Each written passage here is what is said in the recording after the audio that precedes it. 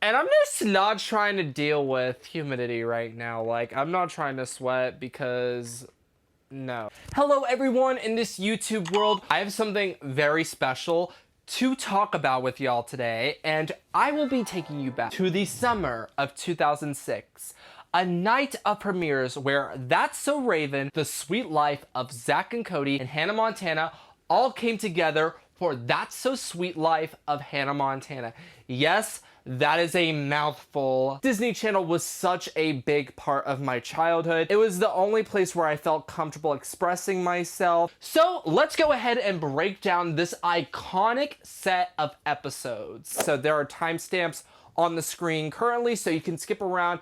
And there's a lot to talk about with these 3 episodes because they are so uniquely different, but whenever they come together, it's interesting. It's an interesting concept and an idea, but we're about to go into it. Let's sit back, relax, grab a squishmallow and a snack. So season 4 of That's So Raven, called Check-In Out. Now in this episode, pretty much Raven is an intern for Donna Cabana, and she has this big idea of wanting to go and work and manage this business trip for Donna Cabana, and pretty much she's hiring a fashion designer to come to the Tipton Hotel in Boston to be on, I guess it's called the Trendy Channel. A lot of madness ensues. Raven doesn't know how to work a Secretech and it causes a lot of mayhem. But back in San Francisco, Chelsea, Stanley, Eddie, and Corey, they are at Raven's house and they're doing, I believe it's called a paddleball. They're trying to break a world record for paddleballing. Now that I think about it and watching the episode, I was like, I wish they somehow were able to make Chelsea go to the Tipton Hotel with Raven, because that whole side plot is just very, I mean, it's cute. They're just like going ham. And I'm like, are they doing it for real? Like, is this for real? But anyways, back to what's going on at the Tipton. So pretty much Raven arrives, everything is chaotic. Nothing is exactly working to the itinerary that her boss sent her. So she's kind of scrambling around, trying to figure out what can I do to cover my butt so I don't get fired. And what works really well is the integration of the Sweet Life characters. And one of the greatest things about old Disney Channel is how just unhinged the humor is. And I think just the debacle between Mr. Mosby and Raven, and when she's discovering how all of these plans are just not going how she wanted them to, it's so funny. They didn't do a mixed up, mashed up intro, which is okay because it is the first Disney Channel live action sitcom crossover special. Whenever Raven arrives at the Tipton Hotel, she breathes in fresh air on the set. She just walks in and it's like, wow, this is really cool because we're seeing Raven Baxter in the Tipton Hotel. Very phenomenal. And I think that's one of the main reasons why this crossover works, because the humor of That's So Raven and The Sweet Life of Zack and Cody are very similar. They rely on very melodramatic humor, and I think the way that That's So Raven enhances the Sweet Life humor in this beginning episode, because it is a That's So Raven episode that is incorporating the Sweet Life characters, but it's applying them to the That's So Raven format. It usually follows Raven in a mixed up situation and she's trying to make her way out of it, and she will try to do anything she can herself. That's when she brings in Zack and Cody as these newer models. Now that is pretty much all I have to say about the That's So Raven episode. I think it was a really great way to introduce the crossover. Like I said, That's So Raven and Sweet Life work very well together. Is reminiscent of the 90s sitcom era, but it also gives like kind of an SNL vibe with all the supporting characters, and that's kind of what I'm gonna go into with the next episode. The Sweet Life of Zack and Cody, season 2, episode 20 is called That's So Sweet Life of Hannah Montana. Just flat out is called that. And I think the Sweet Life episode does really good at incorporating the same themes and ideas that the That's So Raven episode already set in place, because even though she is stuck in this kind of weird predicament in Boston, she is still trying to get her ideas and stuff out there, especially whenever she sees that London Tipton lives in the Tipton Hotel. And then of course Maddie decides to come in and tries to save the day and do something nice for her friend. Now with the rest of the episode, it kind of brings forward the Tipton staff, and that's one of the brightest points of the sweet life of Zack and Cody is just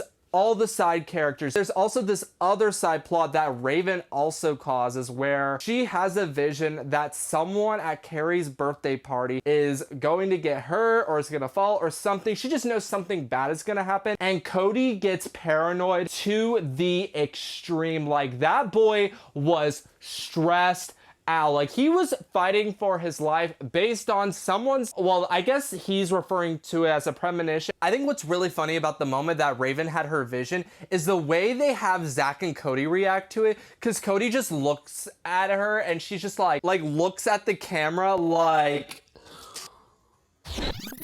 and then you have Arwen coming in just being so rambunctious and crazy, just like he always is. And I just think that there is something so great about the way Disney presented all these side characters, because they were outlandish and melodramatic people, but they did show that they have heart. Like, Maddie was really trying to get Raven discovered through London, even though she just met her at the candy counter, not even like for 5 minutes, and she's already trying to get Raven's name out there. There's a point in the middle of the episode where Raven just kind of disappears and we don't know where she went. We are hearing her name coming from multiple different characters. Raven has a huge influence on the episode because she affects the plot of Maddie giving the dress to London, and then she affects the plot of Zack and Cody being kind of just worried about this premonition that Raven had. And so now they're trying to find ways to avoid it. And it's just kind of like this really interesting way of doing it. Again, it really does go to show how well That's a Raven and Sweet Life blend together. They have that outlandish, unhinged, very melodramatic kind of humor that a lot of the early Disney Channel sitcoms are very well known for. And then we get to the point of the chaos and the party, which pretty much Raven walks in for God knows what reason, but she's there. And then there's a robot malfunction. They don't sing happy birthday. Zack falls on a cake. But we did see that vision in the beginning. And now we're gonna get to probably the moment in this episode that defined an entire generation. And that is the moment when London Tipton comes out of the elevator wearing Raven's dress. And then the revelation comes that Maddie wasn't able to convince London to wear her dress. So she had to swap out designer names on it so London would wear it. And guess who walks to the front door of the Tipton Hotel? Hannah freaking Tana. And it just automatically gets set off because Hannah immediately goes to Zack. It was like, ooh, cake, vanilla, my favorite. And then Raven's freaking out because it's like, oh my God, that is Hannah Montana. And I have London Tipton right here next to me, and Maddie is also freaking out, and everyone's just going kind of crazy. And then Hannah's like, oh my gosh, London, I love your dress. Who designed it? And Raven's like, oh my God, I designed it. And it was just a very iconic moment to see a lot of the main Disney stars come together for that moment. And I think that's what essentially makes this crossover special, even though we didn't get to see a lot of Hannah Montana in this episode. And then we get to talking about Hannah Montana. And this is kind of my gripe with the episode because they advertise it as That's So Sweet Life of Hannah Montana. Obviously, that's the title of the crossover. It's pretty much what's bringing together all these episodes. But Hannah Montana isn't really in the crossover. She's only in the Sweet Life scene for a couple of minutes. And then once we get into her episode, it begins at the Tipton Hotel. And Maddie is like, thank you for letting me come to your concert and all that. And then we find out that there's this entire backstory of Robbie Ray Stewart being a music artist.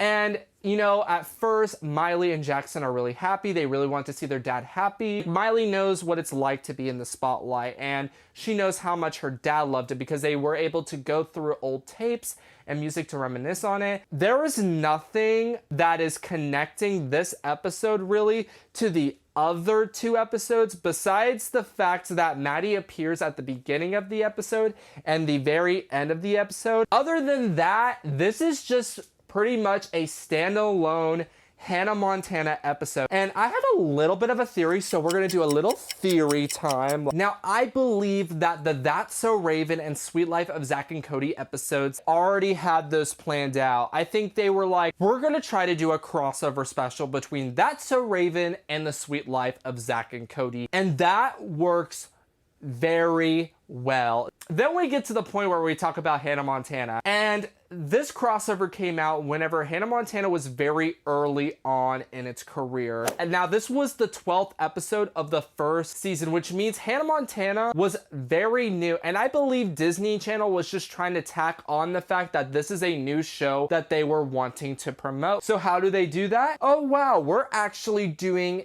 a crossover special with two of the biggest shows on our network. So why don't we just tack Hannah Montana on it? We don't have to do anything big with it. We're gonna do a normal Hannah Montana episode, and then we're gonna film a scene with Ashley Tisdale as Maddie Fitzpatrick to kind of fit it in more. That makes sense. Because if you look at the whole entire episode, Hannah Montana does not appear again after that opening scene. So I believe that scene was filmed predominantly for the crossover special. Now, there are things that I wish the crossover was longer. I don't want to say Disney wasn't as comfortable or confident with Hannah Montana to incorporate her more into this crossover. It doesn't make sense for Hannah Montana to have a prominent name in the title if you're not going to include her in the episode as much. It just kind of annoys me because Hannah Montana is such a big part of my childhood. You know, it could just be like a scheduling thing with Raven and Miley and just the rest of the cast. I think it was an excellent PR idea for Disney to do this because this was kind of when Disney was starting to get into this groove. I don't think they really understand the success that Hannah Montana was about to bring, but it was about to explode. And I believe that it started pretty much around the time that That's So Sweet Life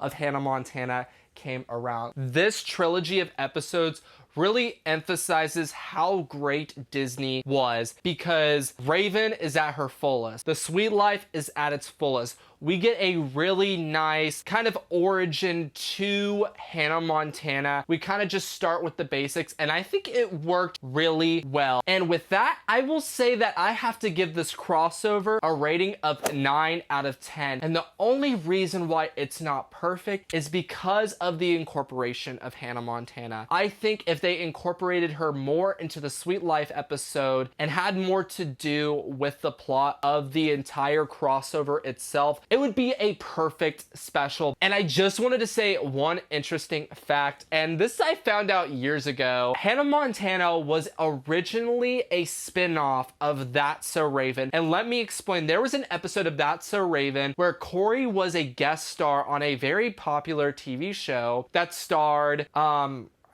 I don't know the character's name, but it was played by Allison Stoner, who had already guest starred on The Sweet Life. Joining alongside her is the girl who played Agnes on The Sweet Life as well. We have two actresses from The Sweet Life who are going to be playing predominant characters in this just random That's So Raven episode that has nothing really to do with Raven, but it kind of goes into the double life of Allison Stoner's character, who is just trying to go to high school as a normal girl, but she is this big television superstar. I believe they reworked it. They probably wanted to bring in a different kind of vibe with the show. Thus, Hannah Montana was born. They had just released the Cheetah Girls with Raven Simone starring in that, and that kind of kickstarted the whole Disney Channel musical era that gave us High School Musical, Camp Rock, all these musical based shows. And I believe that Hannah Montana and this special were the stepping stones to bring Disney into a really awesome era. Now, I do think that there is some interesting points to talk about with this crossover in the future, because there is actually a Disney Channel multiverse. Well, I don't know if we would call it a multiverse, but a lot of Disney Channel original series actually exist in the same universe. If you guys like this, let me know what you want to see in the next video. I kind of want to do the Hannah Montana Corey in the House crossover, or do a full season 1 review of Wizards of Waverly Place. What do you guys think? Let me know in the comments down below. Don't forget to like and subscribe to my YouTube channel. Follow me on Instagram Instagram, Twitter, and TikTok at TyTyWhitehead. And I will see you all in another video. Have a great night, guys. And don't forget to keep on rocking it out. Yeah, yeah. You can gaze into the future. It might be a breeze.